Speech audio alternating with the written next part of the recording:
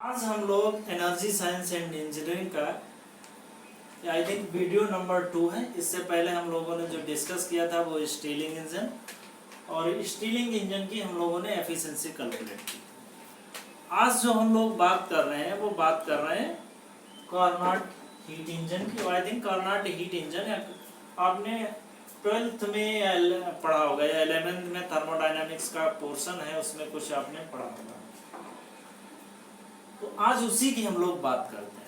ये Carnot engine को, heat engine को आइडियल इंजन मानते हैं। आइडियल इंजन इसलिए मानते हैं क्योंकि जो इसकी एफिशिएंसी होती है वो क्या होती है, मैक्सिमम होती है। ठीक है। और दूसरा हम ये कह सकते हैं कि Carnot engine is also known as the hypothetical. तो कार्नोट इंजन की एफिशिएंसी की बात करें तो eta is equal to 1 - T2 upon T1। Well T1 जो है वो टेम्परेचर किसका है, ये सोर्स है, सोर्स का टेम्परेचर है। और T2 टेम्परेचर क्या है, सिंक का। तो where T1 and T2 are the temperature of source and sink. ठीक है। या सपोज दैट यहां से हम नीटा को वैसे भी कैलकुलेट कर सकते हैं 1 - Q2 अपॉन Q1 के टर्म में। तो Q1 क्या है, वो एनर्जी जो हमने सोर्स से ली है, और Q2 क्या है, इंजन जो ने वर्क करके जो एनर्जी सिंक को प्रोवाइड की है, तो वो एनर्जी क्या हो जाएगी, Q2। तो ये Q1 एनर्जी हमने यहाँ से सोर्स ली, इंजन ने सपोज दैट W वर्क किया, वर्क को यहाँ W डिनोट कर देते हैं, W वर्क किया, और रिमेनिंग एनर्जी क्या करती है, सिंक को प्रोवाइड करती है। तो तब भी हम एफिशिएंसी निकाल सकते हैं, eta is equal to 1 - T2 upon T1 into 1 - Q2 upon Q1। ठीक है। और अगर यहाँ पे अगर हम नीटा को कंपेयर कर लें तो क्या हो जाएगा, 1 - T2 upon T1 is equal to 1 - Q2 upon Q1। तो ये तो कैंसिल हो जाएगा, तो हो जाएगा T2 upon T1 is equal to हो जाएगा आपका Q2 अपॉन Q1। तो ये एक रिलेशन आपको ध्यान रखना चाहिए, जब कोई न्यूमेरिकल वगैरह होंगे तो उसमें 1-2 नंबर के लिए पूछ सकते। ठीक है। तो इसमें हम लोगों का क्या है, हाइपोथेटिकल इंजन है, इसकी नीटा है वो मैक्सिमम एफिशिएंसी होती है, आइडियल इंजन मानते हैं इसको। और इसमें क्या है, तो इट कंटेंट 4 थर्मोडायनामिक्स पे। स्टीलिंग इंजन था, उसमें भी 4 थर्मोडायनामिक्स प्रोसेस थे, उसमें भी आइसोथर्मल एक प्रोसेस था। ठीक है। और दूसरा क्या था, कांस्टेंट वॉल्यूम प्रोसेस। यहाँ पे इट कंटेंट 4 थर्मोडायनामिक्स प्रोसेस का मतलब पहला जो प्रोसेस है 2 आइसोथर्मल प्रोसेस। ठीक है भाई, इसमें 2 आइसोथर्मल प्रोसेस होते हैं। तो एक आइसोथर्मल प्रोसेस में क्या होगा, एक्सपेंशन होगा, और दूसरे आइसोथर्मल प्रोसेस में क्या होगा, कंप्रेशन होगा। ठीक है। और 2 क्या होते हैं, एडियाबैटिक, 2 एडियाबैटिक प्रोसेस। तो 2 एडियाबैटिक प्रोसेस में एक कंप्रेशन होगा और दूसरा क्या होगा, एक्सपेंशन। ठीक है। तो जनरली हम उसको कुछ डिटेल में समझने की कोशिश करते हैं, कैसे ये प्रोसेस, आइसोथर्मल प्रोसेस या एडियाबैटिक प्रोसेस हम कैसे बनाएंगे। अगर हम रियल लाइफ में कुछ समझने की कोशिश करें तो हम उसकी बात करेंगे। जनरल में तो हम अदरवाइज पीवी डायग्राम प्लॉट कर देंगे और अभी 2 मिनट में डेरिवेशन टाइप हो जाएगा। तो उससे थोड़ा डिफरेंट हम लोग समझने की कोशिश करते हैं और हम कैलकुलेट करने की कोशिश करते हैं। तो देखते हैं कैसे कैलकुलेट करते हैं। ठीक है। तो अब इसको देते हैं बेटा, हम यहाँ पे कंसीडर ये कर लेते हैं कि हमारे पास कोई सोर्स है, ये मान लेते हैं ये हमारे पास कोई सोर्स है जिसका टेम्परेचर क्या है, T1। ये हमारे पास क्या है, सोर्स। ये जो सोर्स है वो कैसा है, वो परफेक्टली कंडक्टिंग। कैसा, परफेक्टली कंडक्टिंग। ठीक है। दूसरा हमारे पास सिंक है, और इस सिंक को भी हम मान लें, क्या मान लें, ये सिंक है, इसको भी मान लें परफेक्टली कंडक्टिंग।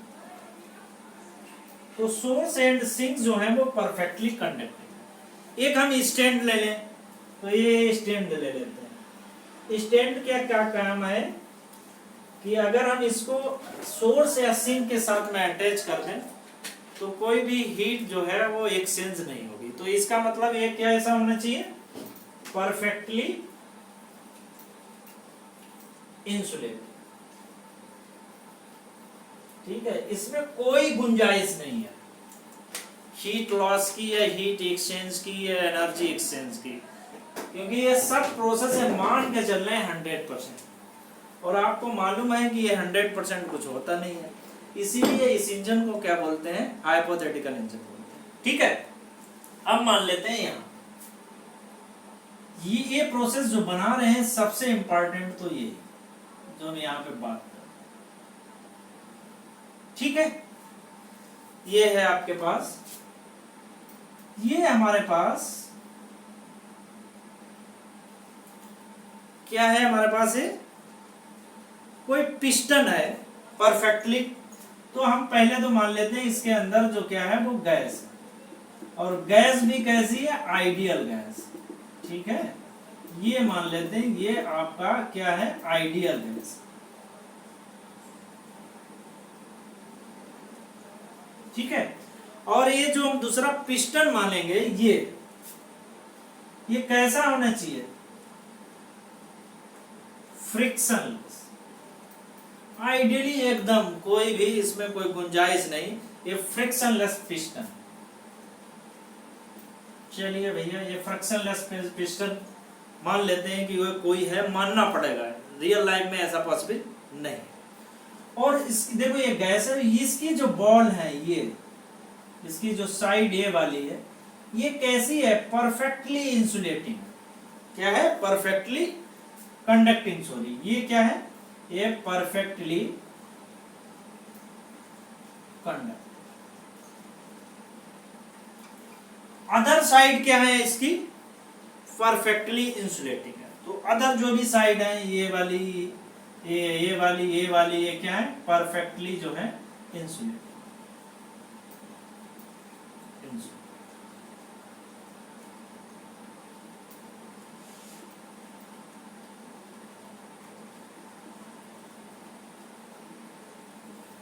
तो ये वाली केबल जो है वो परफेक्टली कंडक्टिंग है, बाकी इंसुलेटिंग है। ठीक है, तो कैसे हम इसमें आइसोथर्मली अचीव करें, कैसे हम इसे आइसोथर्मली जो है वो कंप्रेस करें, कैसे हम आइडियाबैटिकली एक्सपेंशन करें, कैसे आइडियाबैटिकली कंप्रेशन करें, बात इस बात पे है, इसलिए हम ये सब बना रहे हैं। ठीक है, तो मान लेते हैं स्टेप 4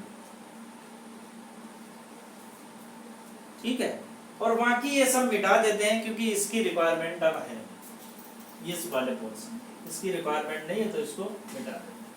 और यहाँ पे हम कोई ग्राफ है वो उसको ये नोट कर लो, ये क्या है, परफेक्ट फ्रिक्शनलेस पिस्टन है, ये परफेक्टली कंडक्टिंग, ये वाली साइड, ये वाली साइड, ये वाली साइड, और ये आइडियल गैस है, ये जो है ये वाली साइड, ये परफेक्टली कंडक्टिंग। ठीक है, तो इसको बंद मिटा देते हैं। अब हम बात करते हैं स्टेप नंबर 1 की, और साइड में यहाँ पे पीवी डायग्राम क्या बनाते हैं, पीवी का, ये पी हो गया, ये आपका पी। तो स्टेप 1 में हम जो बात कर रहे हैं वो है स्टेप 1, हम बनाना चाह रहे हैं आइसोथर्मली एक्सपेंशन। क्या है, आइसोथर्मल एक्सपेंशन। चलिए भैया कैसे करेंगे आइसोथर्मल एक्सपेंशन। आइसोथर्मल एक्सपेंशन में क्या होता है, और एक प्रोसेस है जिसमें हीट ऑब्जर्व।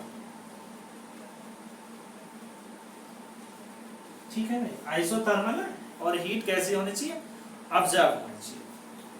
तो अभी हमने क्या बनाया था उसी को बना लेते हैं।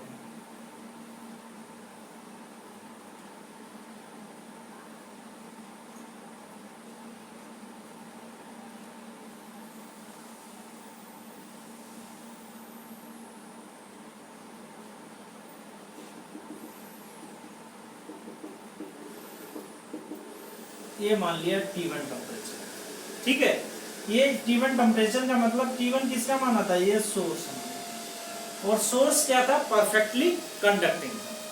ठीक है, ये इसमें गैस इतनी ना दिखा के थोड़े पोर्शन में दिखा देते हैं, क्योंकि हीट ऑब्जॉर्ब हो रही है, तो पूरे पोर्शन में ये मान लो।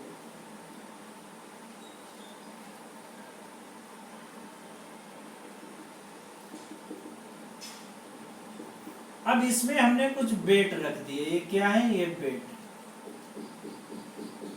ये जो डोनेट करता है ये क्या है, ये बेट। अब आइसोथर्मली एक्सपेंशन करना है, मतलब हमें टेम्परेचर है वो कांस्टेंट रखना है। ठीक है, तो हम क्या करें, ये जो बेट हैं उनको क्या करें, हम स्लोली स्लोली क्या करें, रिमूव करें।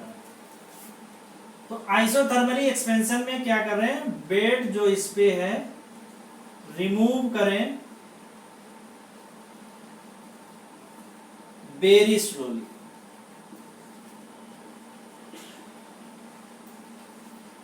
तो वेरी स्लोली एक स्टैटिक प्रोसेस हो जाएगा। तो ऐसा मान के चल रहे कि इस केस में जो टेम्परेचर है वो चेंज नहीं होगा। ठीक है, तो बेड का क्या करें, बहुत स्लोली स्लोली रिमूव करें, तो क्या चेंज नहीं होगा, टेम्परेचर चेंज नहीं होगा। ठीक है, तो हमारे पास जो प्रोसेस हो जाएगा वो कौन सा हो जाएगा, आइसोथर्मली एक्सपेंशन हो जाएगा।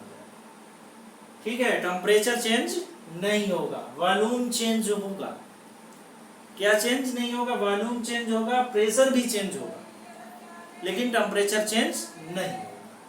ठीक है, तो ये हो जाएगा हमारे आइसोथर्मली एक्सपेंशन। स्टेप सेकंड की बात करें, स्टेप सेकंड में आ जाएगा हमारे पास एडियाबैटिक एक्सपेंशन।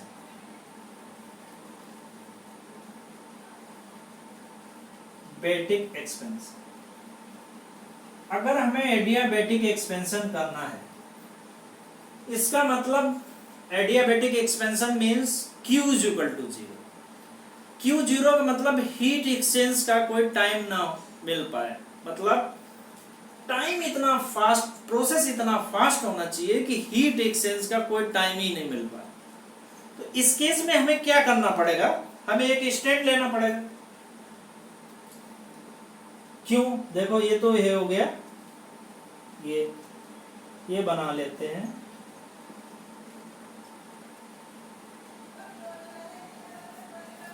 अब हम इसके साथ में क्या करें, एक स्टैंड अटैच कर दें, क्योंकि यही वॉल कंडक्टिंग थी, इसके साथ में हमने क्या कर दिया, एक स्टैंड अटैच कर दिया। स्टैंड क्या था, नॉन कंडक्टिंग था, इंसुलेटिंग था, तो ये हीट को एक्सचेंज को परमिट नहीं करेगा। तो क्योंकि ये तो नॉन कंडक्टिंग थी, ये भी नॉन कंडक्टिंग थी, ये भी नॉन कंडक्टिंग हो गई, ये तो सभी बॉल कैसी हो गई, इसकी नॉन कंडक्टिंग हो गई। ठीक है, ये नॉन कंडक्टिंग हो गई, और हमें बनाना है एडियाबैटिक। तो हम बेड को क्या करें, ये जो बेड इसके ऊपर रखा है, इसको बेड का क्या करें, जो बेड है उसको क्या करें, हम रिमूव वेरी फास्ट। बेड को क्या करें, बहुत फास्ट तरीके से रिमूव करें, तो इस केस में डेल्टा Q हो जाएगा वो 0 हो जाएगा। ठीक है, हीट एक्सचेंज का कोई टाइम ही नहीं मिलेगा। एक तो हमने स्टैंड लगा दिया जो कि नॉन कंडक्टिंग है, तो इस प्रोसेस में Q इज इक्वल टू जो है वो उसको टाइम नहीं मिल पाएगा। तो बाद में ड्रा करने हैं, पहले यहां पे सब बना लेते। स्टेप थर्ड देखते हैं। स्टेप थर्ड में क्या है, आइसोथर्मली कंप्रेशन होगा। आइसोथर्मल कंप्रेशन, जब आइसोथर्मली कंप्रेशन होगा तो बेड को क्या करें, यहां से बेड रिमूव वेरी फास्ट। अभी इसको बार बार नहीं भरा, अभी इसी में करें। तो बेड जो है उसको क्या करें, रिमूव, ऐसे लिख देते हैं, bed remove very fast, very very लिख दो, वेरी वेरी फास्ट, बेड को बहुत फास्ट रिमूव करेंगे। ठीक है, तो हमारे पास ये प्रोसेस जो है वो अचीव हो जाएगा। फोर्थ इसमें जो प्रोसेस आता है स्टेप, फिर फोर्थ जो आता है वो इसमें क्या करते हैं, आइसोथर्मली नाउ, अब क्या होता है, एडियाबेटिक कंप्रेशन होता है, एडियाबेटिक कंप्रेशन। ठीक है, तो एडियाबेटिक प्रोसेस, अब यहाँ पे क्या था, रिमूव वेरी फास्ट। ठीक है, अब ये क्या करेंगे, बेड को पुट करेंगे वेरी फास्ट, इसका जस्ट अपोजिट होगा, तो यहां पे लिख दो बेड पुट वेरी फास्ट। तो अगर ऐसा करेंगे देन एडियाबेटिक, तो पहले वाले में क्या करेंगे, ये कोई पिस्टन बनाया था, उसी में एक सोर्स है, बेड को क्या करेंगे, बहुत जल्दी, वेरी स्लोली क्या करेंगे, रिमूव करेंगे। तो ये ऐसे केस में टेम्परेचर है जो ऑलमोस्ट कांस्टेंट रहेगा। अगर एडियाबेटिक एक्सपेंशन करेंगे तो रिमूव वेरी फास्ट करेंगे। ठीक है, और फिर रिमूव वेरी वेरी फास्ट करेंगे इसमें आइसोथर्मल एक्सपेंशन में, और इसमें जो बेड को बहुत फास्ट पुट करेंगे। ठीक है, तो देखते हैं कि क्या डायग्राम आता है। तो देखो, एक तो ये प्रोसेस हो जाता है, ये ठीक है, ये फर्स्ट से सेकंड मान लेते हैं। अब फर्स्ट से सेकंड इसका मतलब क्या हुआ, देख लो भाई, फर्स्ट से सेकंड का मतलब स्टेप फर्स्ट हो गया, स्टेप फर्स्ट आइसोथर्मल एक्सपेंशन हो रहा है, तो यहां पे लिख दें आइसोथर्मल एक्सपेंशन। ठीक है, फिर आ जाते हैं step adiabatic expansion. Adiabatic expansion में क्या होता है, बताओ भाई, एडियाबेटिक एक्सपेंशन, क्यू है हीट ऑब्जर्व नहीं हो, delta Q is equal to या क्यू इज इक्वल टू 0, ये तो 2 to 3 हो गया। ये कौन सा हो जाएगा, एडियाबेटिक एक्सपेंशन। ठीक है, फिर 3 क्या हो रहा, आइसोथर्मल कंप्रेशन हो रहा है, कंप्रेस हो रही, तो ऐसे बना सकते हैं इसको,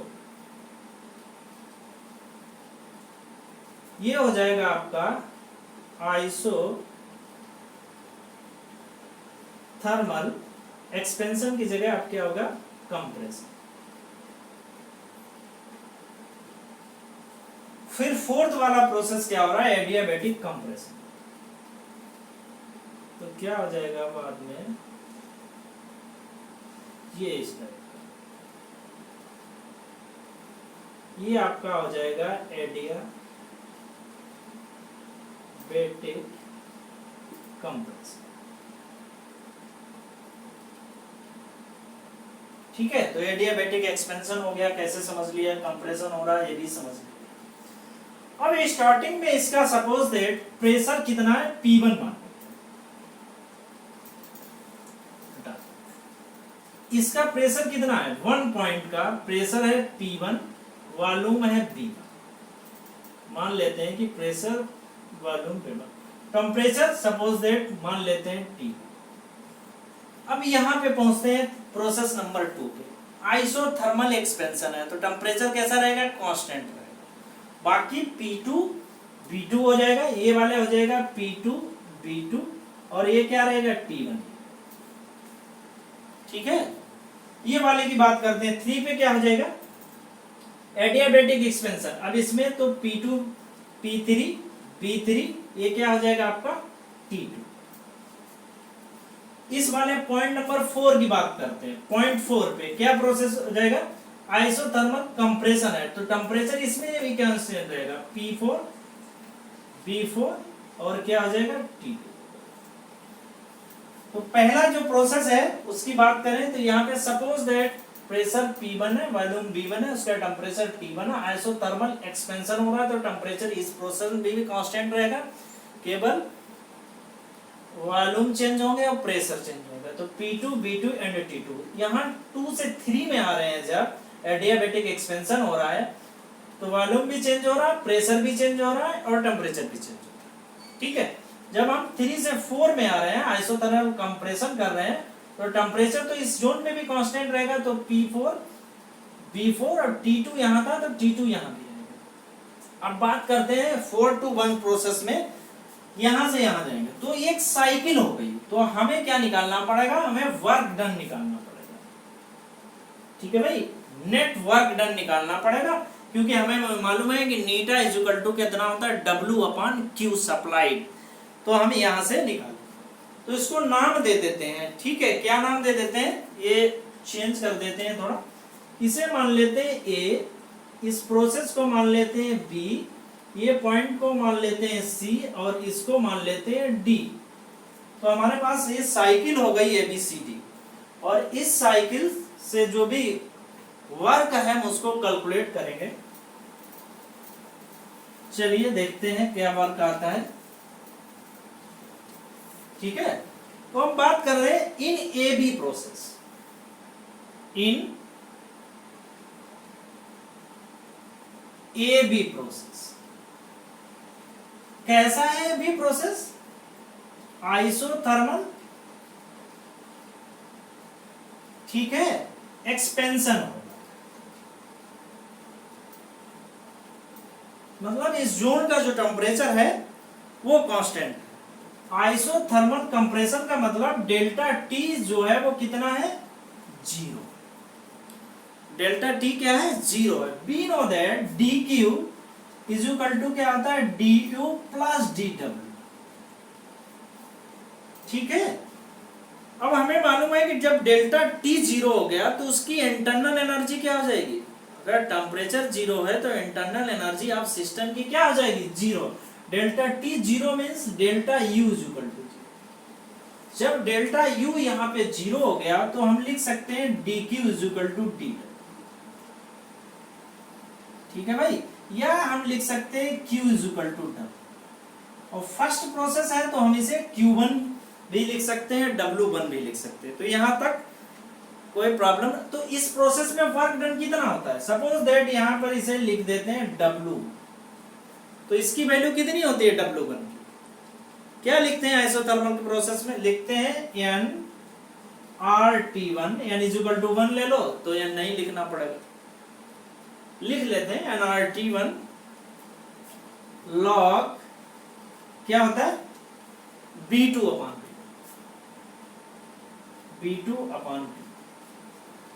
तो हमारे पास ये W1 हो जाएगा किस प्रोसेस में, A2B प्रोसेस में। अच्छा, अब निकालना हमें B2C process.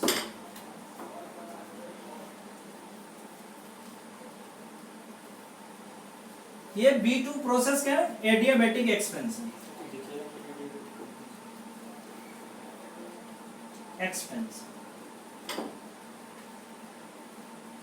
Adiabatic expansion, adiabatic expansion में क्या होता है, बताओ भाई। एडियाबैटिक एक्सपेंशन मैंने बताया था, क्या होता है, Q is equal to 0, Q dQ is equal to 0 और Q इज इक्वल टू 0। इस वाले इक्वेशन में Q is equal to 0 put करो इस वाले में, तो क्या हो जाएगा, du इज इक्वल टू हो जाएगा माइनस डी। ठीक है, dq इज इक्वल टू हो जाएगा माइनस dw। तो इसकी वैल्यू कितनी हो जाएगी, W2। इसका क्या फार्मूला होता है बता, W2 इज इक्वल टू हो जाएगा nr T2 माइनस T1 अपान कितना हो जाएगा, 1 माइनस गामा, और यहां पे आ जाएगा माइनस। ठीक है, ये आ जाएगा आपका, ये du हो गया, तो हमें तो वर्क से मतलब है। B2C प्रोसेस हो गया, अब क्या हो गया, C2D process. C2D process isothermally क्या है, कंप्रेशन।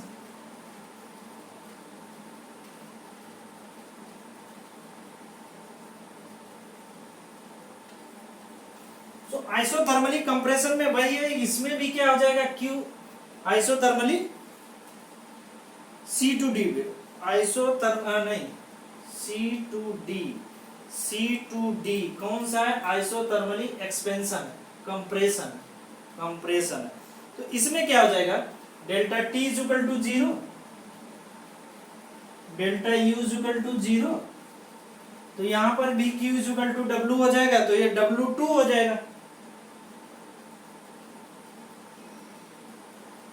ये हो जाएगा NR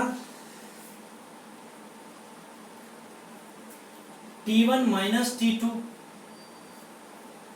नहीं NR क्या हो जाएगा, NR T1, यहाँ पे T1 की जगह पे कितना है T2,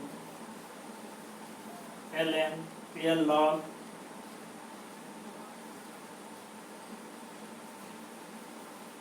क्या हो जाएगा आपका B4 अपन B3। ठीक है, CD प्रोसेस आ गया। अब हम निकाल लेते हैं DA प्रोसेस।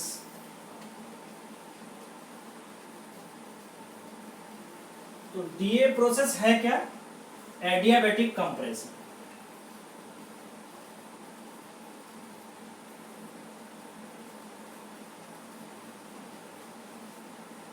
तो एडियाबैटिक कंप्रेशन में भाई है डी क्यू इक्वल टू यहाँ पे 0 हो जाएगा और क्यू इक्वल टू हमारे पास 0 हो जाएगा। तो यहाँ पे कितना हो जाएगा, ये W हो जाएगा W4 इक्वल टू हो जाएगा NR।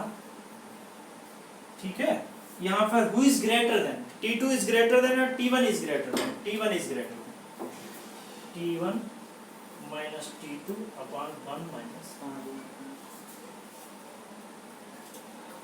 कितना 5 मिनट में। तो हमने W1 W2 W3 निकाल लिया। तो टोटल वर्क डन निकाल देते हैं कितने total work done.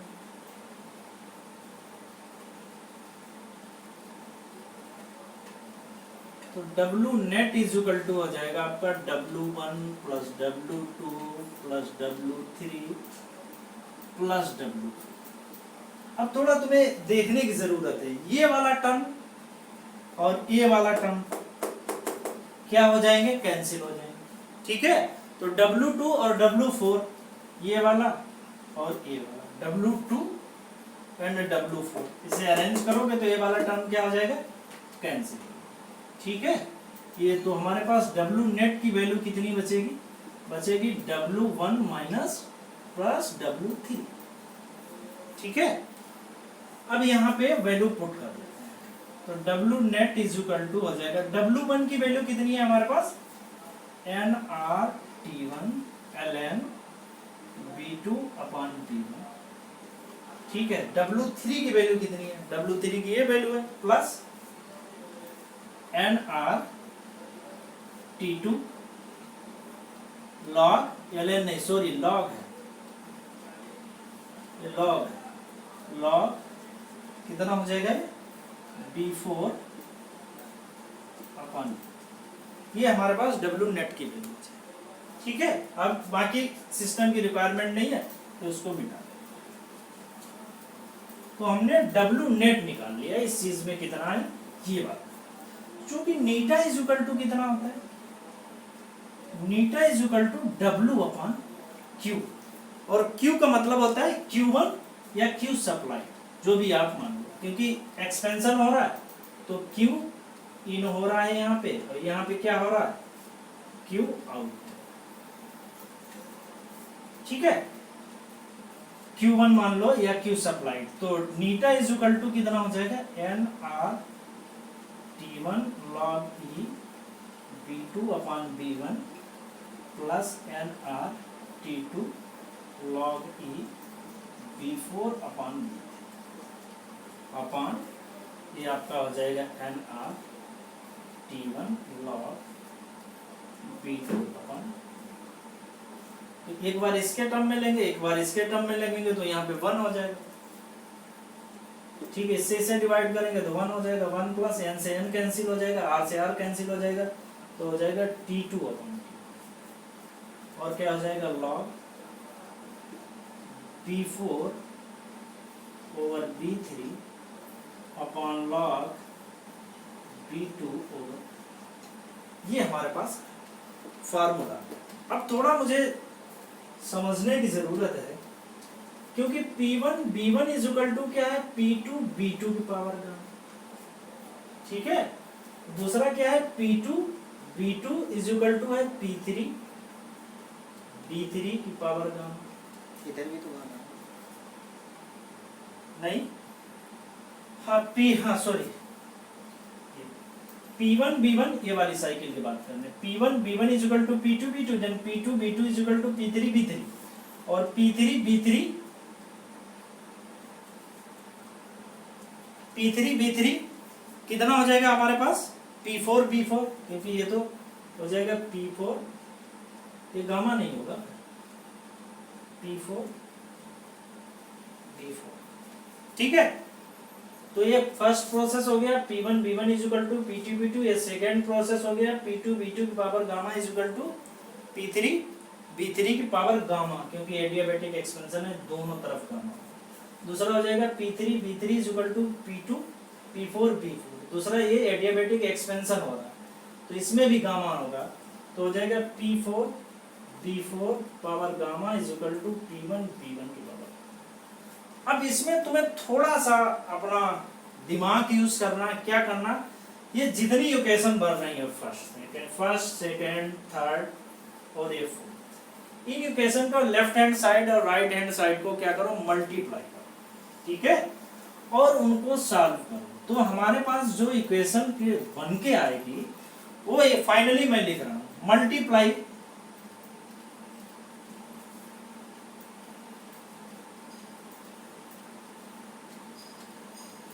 each equations, जो ए है इनकी इक्वेशन से मल्टीप्लाई करो, देन वी गेट, और थोड़ा अपना दिमाग यूज करो, देन वी गेट, हमारे पास इक्वेशन आ जाएगा P2 B4 is equal to B1 B। ये इक्वेशन आपको मिलती है, 1 माइनस गामा आएगा, बोथ साइड कैंसिल करोगे, तो हमें यहां से लिख सकते हैं B2 upon B1 is equal to B3 upon B। लिख सकते हैं, हमें क्या चाहिए, P2 अपॉन P1 चाहिए, तो दोनों तरफ लॉग ले लो, log B2 upon B1 is equal to log B3 upon B। अगर हम इसे इस टर्म में लिखते हैं B4 अपॉन B3, ठीक है, या B2 अपॉन B1,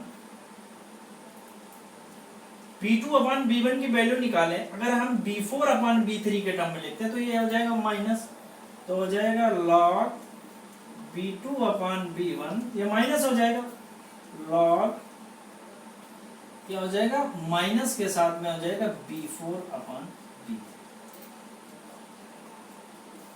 तो जहां पे log B2 अपॉन B1 था नीटा वाले इक्वेशन में, इस इक्वेशन ये मान लो, इसमें हम वैल्यू पुट करें, तो हमारे पास इक्वेशन नीटा की जो वैल्यू आ जाएगी वो कितनी आ जाएगी, तो नीटा की वैल्यू यहां से निकाल लें, नीटा कितना हो जाएगा, eta is equal to 1 plus T2 upon T1, B4 upon B3 की जगह पे क्या लिख दें, या B2 अपॉन, ये तो ऐसे ही लिखना रहने दें, तो B2 अपॉन B1 की जगह पे लिख दें log B4 over B3 upon, minus के साथ में लिखें log B4 ओवर 3, ये कैंसिल हो जाएगा, यहां माइनस है तो वो यहां आ जाएगा, eta is equal to 1 minus T2 over. ठीक है, this is the efficiency of Carnot. ठीक है, और या नीटा इज इक्वल टू हमने लिखा था 1 माइनस Q2 अपॉन Q1, और इसको सॉल्व करेंगे तो हो जाएगा कि T2 upon T1 is equal to Q2 upon Q1। ठीक है, या लिखें कि Q1 upon Q2 is equal to हो जाएगा T1 अपॉन Q। ठीक है, तो ये एफिशिएंसी हम लोगों ने कर दी। ठीक है, चैनल को लाइक एंड सब्सक्राइब करते रहिए। Thank you.